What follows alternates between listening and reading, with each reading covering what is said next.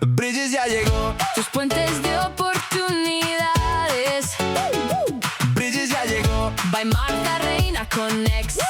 By Martha Reyna Connects. This is Bridges by Martha Reyna Connects. Bridges, tus puentes de oportunidades. Hello everyone and welcome to Bridges by Martha Reyna Connects. I am Martha Reyna and today I want to share something a little bit more personal. This isn't an episode about teaching artificial intelligence. It is not a tutorial. It's not a technology briefing. It's simply a reflection from someone who's trying to understand, to navigate and embrace one of the most significant technological shifts of our time. Lately, I have found myself asking the same question over and over again. Yes, you guessed it. What did I get myself into? Sometimes I ask myself that question when I open LinkedIn. Sometimes when I read the latest AI announcement. And me being at Microsoft, trust me, there are a lot of those announcements landing in my inbox. Sometimes when I hear about another new tool, another new model, another new platform, honestly, I feel like my head is about to explode. Because things are moving fast. We know, really fast. But before ChatGPT, before Copilot, before agents, there was a little girl in Veracruz, Mexico learning Logo at a computer school founded by my father. My father founded one of the first computer schools in Veracruz, Centro de Educación Continua e Investigación. Long before technology became mainstream, he believed computers will transform the future. And this is in the 80s, long time ago, right? But more importantly, he believed education could transform lives, and he still believes that. And he's a true advocate for teaching kids from young ages very powerful concepts. So I was one of his students. The first programming language I learned was Logo. Some of you may remember it. You gave commands to a little turtle that moved around the screen, drawing shapes. And the user interface was nothing fancy. A black computer with a little turtle that wasn't a turtle, was a little triangle. Nothing fancy. It was our imaginations that converted a little triangle into a turtle that moved on the screen. At the time, that felt magical. It wasn't just learning programming, it was learning curiosity. Eventually, I became my father's teaching assistant. Looking back, I realized how fortunate I was. Not because I had access to computers, but because I had a father who never put limits on learning. If I wanted to learn something, the answer was yes. If I was curious about something, the answer was yes. If I wanted to explore a new idea, the answer was yes. That mindset shaped my life. And I think it matters more than ever today. One of my favorite memories from those years involves a chimpanzee named Charlie. Yes, a chimpanzee, a chango, like we call it in Spanish. A friend of my father's worked with a chimpanzee show in Las Vegas and brought Charlie to Veracruz for a marketing campaign. Charlie wore little overalls. He shook hands like a perfect gentleman. He posed for pictures. And for one campaign, we placed him in a room surrounded by computer equipment. Monitors, printers, motherboards, video cards, the latest technology of the day. The joke was that Charlie was assembling a computer. The pictures were hilarious. In one, he looked like a technician.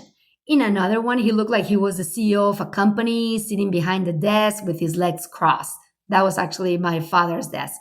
Now, before anyone sends me a message, yes, I know things have changed. Today, we understand much more about animal welfare, and a campaign like that probably will never happen. And that's a good thing. We evolve, right? Society evolves. Our understandings evolve.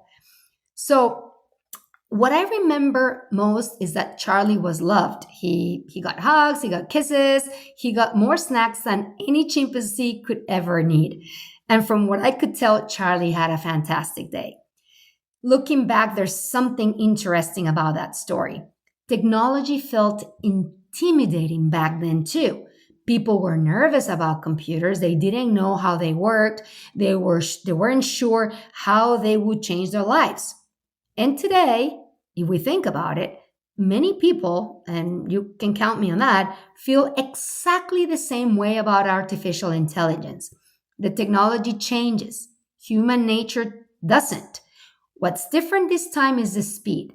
Every week, there seems to be a new breakthrough, a new model, a new tool, a new company.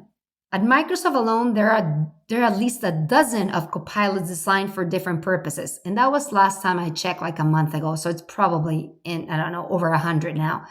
And that's just one company. Every organization seems to be launching its own AI assistant, platform, or solution. Sometimes it feels impossible to keep up. And that's coming from someone who works in technology. So if you're feeling overwhelmed, you're not alone. But then I remind myself of something. There was a time when Word was new, like learning the shortcuts, Control C, Control V, Control B. It was overwhelming. I remember having a class, like a tutor coming to the house to teach us how to use the shortcuts. And I will have competitions with my brothers who knew more shortcuts for Word. And also, there was a time when Excel was new. There was a time when email was new. How do you forward? How do you reply? How do you attach an email or not an email, attach a file? So all of those things felt new at one point. And there was a time that knowing how to use a computer in general gave you a significant advantage. Today, we take those skills for granted. There's simply part of everyday life. And I believe AI will become similar. Not because everyone will become a programmer and not because everyone will become a data scientist, but because there are tools, these tools will gradually become part of how we work, how we communicate, how we learn, and how we solve problems. The question isn't whether AI is coming, as we know it's already here. The question is how we choose to respond. And for me, the answer is curiosity. Not fear, not resistance, curiosity. Curiosity has taken me places I've never imagined. It took me from Veracruz to Boston. It took me to Harvard. While studying in Cambridge, I worked as a hostess at the Charles Hotel. Very cute hotel, fancy hotel, and everything was happening there. Big meetings, people that were very important and working on or coming up with breakthroughs were there having breakfast, lunch, dinner. And one of the unexpected gifts of that experience was the people I met. Brilliant people, creative people, people who change industries, influence ideas, and shape the world around us. I met actor and science advocate Alan Alda.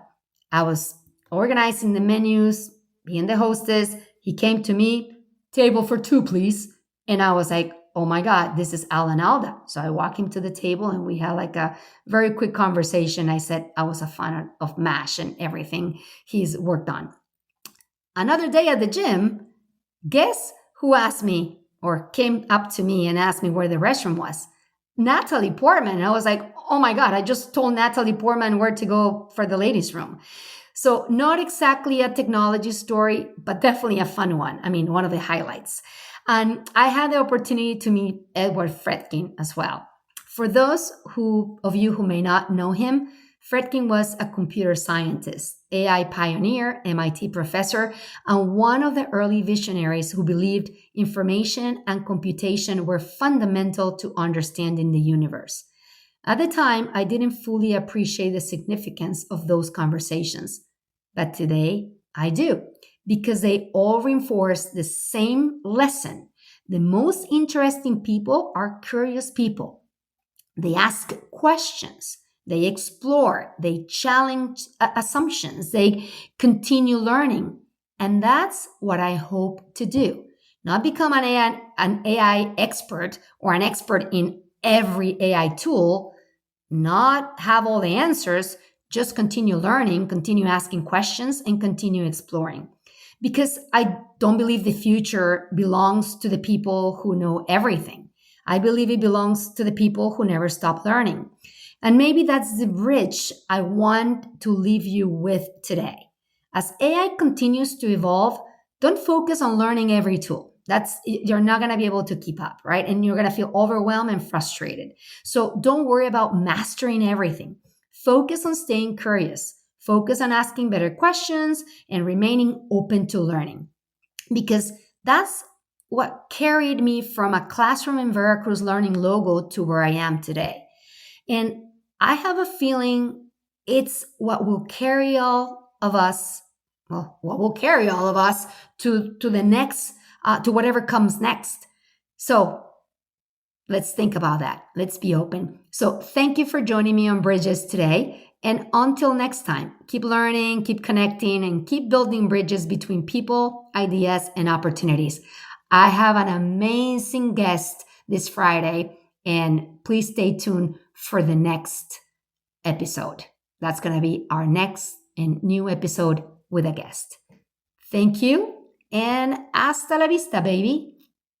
Bridges ya llegó. Tus puentes de oportunidades. Bridges ya llegó. By Martha Reyna Connects. By Martha Reyna Connects. This is Bridges by Martha Reyna Connects. Bridges, tus puentes de oportunidades.